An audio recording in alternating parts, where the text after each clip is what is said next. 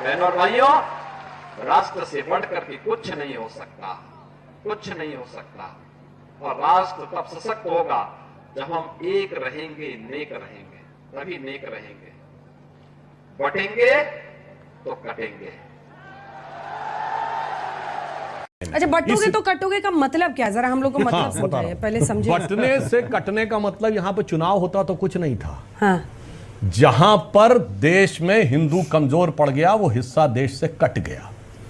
और मैं उदाहरण देना चाहता हूं, जो लोग कहते हैं ना पढ़ाई पे, लिखाई पे, मुद्दे की बात पे, विकास पे ध्यान दो, तो मैं उनसे कहना चाहता हूं, श्रीनगर में सबसे पढ़ी लिखी कम्युनिटी, सबसे डेवलपमेंट ओरिएंटेड कम्युनिटी, सबसे बिजनेस वाली कम्युनिटी कश्मीरी पंडित थे, 6 महीने में साफ हो गए। लाहौर में 1947 में 75% पॉपुलेशन हिंदू और सिख की थी, 90% बिजनेस, पढ़ाई सब में वो आगे थे, 6 महीने में साफ हो गए। कराची में हिंदू सिंधी और हिंदू पंजाबी 2/3 से अधिक पॉपुलेशन थी और 90% बिजनेस और उस पर कंट्रोल था, 6 महीने में साफ हो गए। काबुल में 1/3 थे 1950 तक, हिंदू और सिख, बिजनेस पे कंट्रोल 80% था, साफ हो गए। और तो और बताऊं, इवन याद करिए पुराने जमाने गाना मेरे पिया गए रंगून, वहां से किया है टेलीफोन।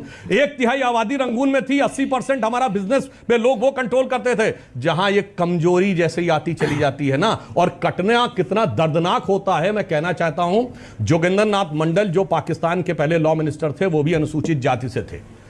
उन्होंने इसी झांसे में आ गए कि हम शेड्यूल कास्ट और मुस्लिम्स के बीच का कॉम्बिनेशन बनाएंगे, जैसे इन लोग लगता है एक जाति प्लस मुस्लिम का कॉम्बिनेशन बनाएंगे, और उसके बाद जाके किस दर्दनाक तरीके से वहां कटना पड़ा उन लोगों को। जोगिंदर नाथ मंडल का इस्तीफा 15 पेज का है करीब, नेट पे अवेलेबल है, जाके पढ़ लीजिए, तो कटना कितना दर्दनाक होता समझा जा सकता है। इसलिए हमारा क्या उद्देश्य है, अनेकता में एक मंत्र को जन जन फिर अपनाता है, और तभी धीरे धीरे देश हमारा आगे बढ़ता जाता है।